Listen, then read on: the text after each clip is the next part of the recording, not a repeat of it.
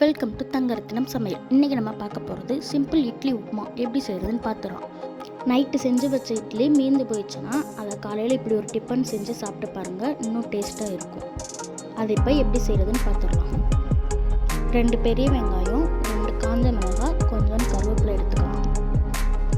இட்லியெல்லாம் எடுத்து ஒரு பிளேட்டில் ஊற்றி வச்சுக்கலாம். இது ஃப்ரிட்ஜில் எடுத்து வச்ச இட்லின்றதுனால கொஞ்சம் தண்ணி வச்சு ஊற்றி வச்சுக்கிட்டிங்கன்னா இன்னும் சாஃப்டாக இருக்கும். நீங்கள் ஃப்ரிட்ஜில் வைக்காமல் அப்படியே யூஸ் பண்ணிங்கன்னா கொஞ்சம் கல் மாதிரி இருக்கும். இட்லி எல்லாத்தையும் உதுத்து எடுத்ததுக்கப்புறம் ஒரு கடாயில் 2 டேபிள் ஸ்பூன் அளவுக்கு எண்ணெய் ஊற்றிட்டு, எண்ணெய் நல்லா காஞ்சதுக்கப்புறம் 1/2 டேபிள் ஸ்பூன் அளவுக்கு கடுகு, இன்னொரு 1/2 டேபிள் ஸ்பூன் அளவுக்கு சீரகம் சேர்த்துக்கலாம்.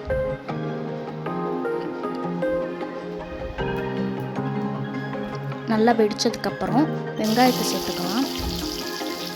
அது கூடவே காஞ்ச மிளகாயும் சேர்த்துக்கலாம். லாஸ்ட்டாக கருவேப்பிலையை சேர்த்துக்கலாம். இதெல்லாம் நல்லா வதக்கி விட்டுக்கோங்க. ரொம்ப வதங்காமல் ஒரு 3/4 அளவுக்கு வதங்கினா போதும். தேவையான அளவு உப்பு போட்டுக்கலாம். நல்லா வதங்கினதுக்கப்புறம் உதுத்து வச்சுருந்த இட்லி எல்லாம் சேர்த்துக்கலாம். சேர்த்ததுக்கப்புறம் இட்லி எல்லாம் நல்லா சூடாகிற வரையும் ஃபுல்லாக நல்லா கிளறி விடுங்க.